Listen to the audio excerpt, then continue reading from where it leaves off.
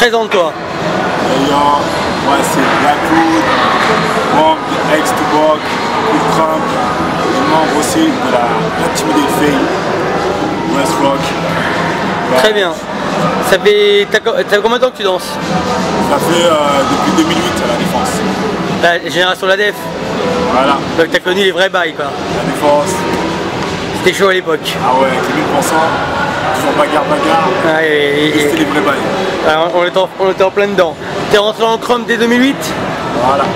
Et les anciens à l'époque, c'était qui? C'était Joyce, tout ça ou... Ouais, il y avait eux aussi, les Salomon, les Getson, les Kefton, eux aussi, l'ancien. Très bien.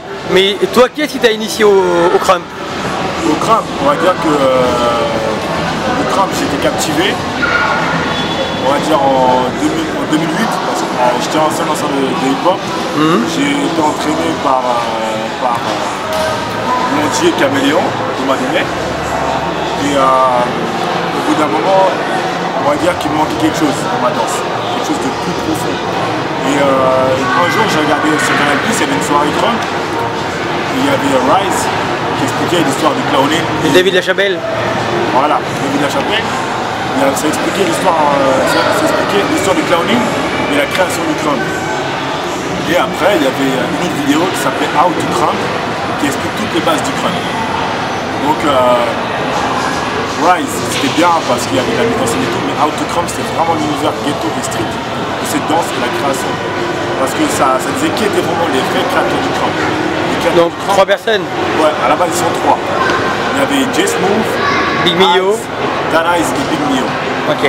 Jay Smooth était un beatmaker aussi, et au bout d'un moment, il a laissé cette danse-là à Ice. Ils l'ont créé dans les années 2000. Moi j'aurais dit 2004 moi. Voilà, il est resté avec Ice et Mio pendant 1 an, et après il leur a laissé le flambeau, et après voilà. Et la génération d'après a créé tout ce qui est matériel, technique, et les kill-offs. Et après, ainsi de suite, il y a eu des variantes et des nouveautés. Très bien, mais revenons un petit peu à toi. C'est toi qui as créé ton fame? Ouais, j'ai créé ma fame, la Blackwood Fame. Il y avait les anciens qui étaient dans ma fame, tels que Wood, qui est King Blackwood à vie, mais qui a pris son envol et maintenant il est dans sa lancée. Il y a aussi C-Joy, un célèbre danseur d'électro. Ouais, je le connais très bien. Voilà, que j'ai initié au Crump, il est toujours actuellement dans ma fame. Il y a Cosby Neutron, qui est un électro aussi, Durfer, qui est aussi dans ma fame. Il y a Chelissa, qui est danseuse de hype et de house. House, ouais. Dans ma fame aussi. Et après, il y a quelques membres qui sont inconnus, mais bon, j'entraîne mes petits en sous-marin pour préparer mon retour. Est-ce que tu dirais que le Crump, ça fait partie de la culture hip-hop? On va dire que maintenant, oui, c'est entré dans la culture hip-hop. Mais, tout comme la culture électro, la culture hype, la culture crump, la culture pop, la culture dancehall, sont quand même on va dire, ce sont des catégories maintenant. D'accord. Mais sinon pour moi, toutes ces catégories rentrent dans la culture hip-hop. Cependant, quand on dit que crump is not hip-hop, c'est que ce n'est pas de la danse hip-hop. Voilà, mais ça rentre dans les cultures urbaines en fait. Voilà, il faut comprendre dans ces choses-là. Après, dans la culture street quoi. Voilà, c'est la culture street. Très bien, est-ce que tu trouves que les rapports que vous avez avec les danseurs hip-hop, ils sont conviviaux? On va dire que hors événement, on est conviviaux. Après, quand on note dans le contexte événement, on peut dire que maintenant il y a beaucoup de rageux maintenant, parce qu'avant on narguait dans tous les sens, ouais, les crumpers, on ne faisait pas ce là. Maintenant qu'on commence à la mettre à certains, et qu'on commence à prendre du niveau et à rentrer dans le contexte justement hip-hop, il y en a qui commencent à nous rabaisser, des fois à nous narguer, chose qui n'est pas forcément bon. Parce que autant les gens du hip-hop, ils avaient à apprendre de nous, et nous aussi on a appris de vous. C'est dans ce sens-là que moi je vais. Moi je kiffe la culture hip-hop, je kiffe la danse hip-hop, je kiffe le crump. Moi je veux qu'il y ait une espèce de symbiose. Mais après, si tout le monde penserait comme ça, franchement on irait loin. Malheureusement c'est ça qui fait qu'il y a des barrières. Très bien, une question. Est-ce que l'épisode Kefton et Thai Ice, c'est un épisode qui n'a pas de conséquences entre les deux communautés, ou c'est un petit peu c'est un peu différent aujourd'hui depuis cette histoire? Ouais, on va dire que c'est des conséquences étant donné que les jeux par j'ai un message à dire à Kefton. Moi, j'ai rien contre toi. Mais les personnes qui se permettent de dire votre Dieu, moi je suis un croyant, je suis chrétien. Ouais. Moi j'ai qu'un seul Dieu, c'est Dieu lui-même, Yahuwah, qui est mon Dieu. Donc de mélanger Dieu à des bifs que tu as avec d'autres danseurs, ce n'est pas bon. Parce que moi je ne tolère pas, je respecte la religion des autres, et je ne tolère pas qu'on puisse me dire que c'est mon Dieu. Je crois qu'il a employé un mauvais terme, on va dire plutôt. Voilà, le terme il est mauvais, ça me blesse. Parce que moi je dis respect envers toi. Je t'ai jamais attaqué ni quoi que ce soit, mais que moi, que toi et d'autres danseurs arrêtent de dire que voilà, Ice c'est notre Dieu. C'est votre grand, on peut dire. Voilà, Ice c'est votre pionnier. C'est la légende du crâne, comme pour moi Salah, c'est la légende du poppy. Enfin, il y a eu d'autres personnes avant ça là quand même. Ouais, mais pour moi, Bougalou Shrimp, enfin, pour moi c'est ma référence. C'est ta référence, c'est différent. Voilà, donc pour moi t'as raison, c'est ta référence, c'est ta référence. Moi je ne me permettrai jamais de dire ouais, Salah par exemple c'est votre Dieu. Par exemple, lancer les breakers c'est votre Dieu. Je ne me permettrai jamais de faire ça parce que je respecte trop Dieu pour faire ça. Cependant, après maintenant je regarde par rapport au clash, pour moi, ça ne peut pas se régler dans cet événement-là. Pour moi, ça doit se régler après. Pas dans un événement comme ça parce que ça fait de la médiation et après ça...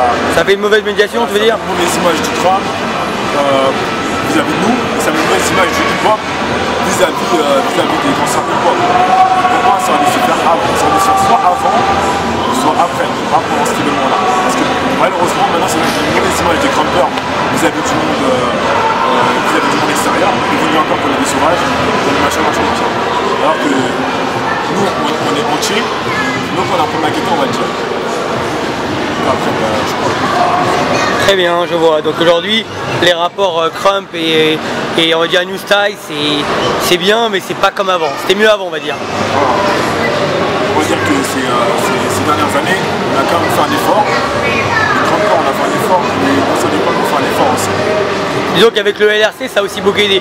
Le Wizwoo et le LRC, je dirais que c'est les deux événements qu'on... Wizwoo, franchement, il était respectueux dans les crânes. Grave. Le LRC, respectueux dans les crânes. Même mon événement hip-hop et scrap, il était respectueux dans les hip-hop. Après le clash de Rouge Palace, c'est contre eux. Comme moi, moi j'ai créé hip-hop et scrap pour qu'il y ait une cohésion, pour que les gens puissent faire un partage et un échange. Pas pour dire ouais on vous baise, on vous baise. C'est pour dire un échange, pour qu'on soit accepté, pour que vous nous acceptez. Parce que nous on arrive comme après vous, donc c'est normal qu'on a un autre qu'on va faire, mais on ne va jamais aussi vous descendre. Mais c'est quoi? C'est qu'il faut apprendre à nous respecter. Parce que nous si on a fait tout ça d'efforts, tout ça de travail pour venir vers vous, on va aussi le faire. Moi je comprends bien la politique. Voilà.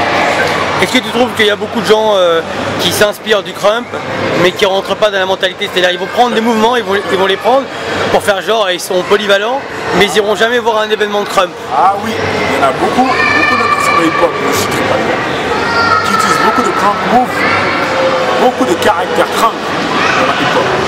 Et si après maintenant, après avoir entendu les paroles, vous permettez de dire ouais le Crump c'est nul, non on sait pas danser, on n'est pas sur son, mais tu te permets de danser en utilisant des bases de Crump. La prochaine fois, elle peut te parler. Là, c'est de la coupe qui te dit. J'ai bien compris. C'est quoi pour toi le futur du Crump? Pour moi, il faut qu'on continue à travailler, surtout à développer justement des projets, des concepts et des événements. On continue comme à faire parce qu'il y a beaucoup de danseurs de hip-hop qui viennent maintenant à des événements street, à des événements non street. Et ça fait plaisir parce que c'est bien qu'il n'y ait pas qu'il y ait plus trop d'animosité. Parce que nous, ce qu'on veut, c'est faire du partage. Et pour moi, le futur du crâne, c'est continuer à arrêter sur notre lancée et à continuer à développer de nouveaux projets. Vous avez un pionnier qui est Ty-Ice, qui très souvent se confronte un peu à tout le monde. C'est une fierté pour vous? Ou alors à son niveau, il devrait peut-être laisser la nouvelle génération le faire et peut-être, tu vois, lui prendre du recul. À ton avis, c'est quoi la réponse? Non, la réalité c'est que certes, c'est le pionnier, mais il y a aussi Mio qui est pionnier. Ouais. Parce qu'on le voit plus lui dans les tu vois, dans les fights. Parce que Mio il a une vie sociale beaucoup plus que Hyde. C'est ça que c'est un petit peu dur pour lui. Mais si Mio il aura autant de disponibilité que Hyde, c'est mieux aussi. Parce que c'est comme c'est le frère spirituel de Hyde, ils ont grandi ensemble. Voilà. Et Mio il est aussi chaud que Hyde. Donc c'est que c'est pas question qu'il nous met ou quoi que ce soit, c'est question que nous nous, on a encore plus à apprendre. Encore. Et, même si maintenant, on est dans des événements all-star et des événements hip-hop, on n'a pas le choix de venir défier les poppers. Mais tant qu'on ne manque pas de respect, on ne pourra pas dire bien pour le moment. Nous, on participe aux événements crânes, aux événements hip-hop, pardon, aux événements all-star, il n'y a pas de problème. Et qu'est-ce que tu penses de la polémique des gens qui disent que vous touchez un petit peu trop quand vous dansez? Des gens qui ne sont pas dans le crump par exemple. Quand vous faites un battle, vous êtes un petit peu trop tactile envers les autres. Oh, bah après ça c'est un délire. Après comme on dit, quand tu défies un crumper, il faut que tu rentres faut que tu aies la mentalité crump. Parce que si malheureusement tu fais le mec arrogant et qu'on montre qu'on est encore plus arrogant que toi, tu vas le prendre, après tu vas parler, tu vas déblatérer les choses. Donc après, il faut comprendre la mentalité crump. C'est pas néfaste en fait, ça fait partie du game. Voilà, c'est un délire. La preuve, Kefton et Ice, ils ont eu leur truc, après ils se sont expliqués. Après c'est comme tout. Comme il y a eu Canon et Ice, après voilà. C'est tranquille. Il y a eu Canon et Ice, et pourtant après, maintenant ils travaillent ensemble. Donc il ne faut pas mélanger les choses. Malheureusement, il y a trop de gens qui mélangent les choses.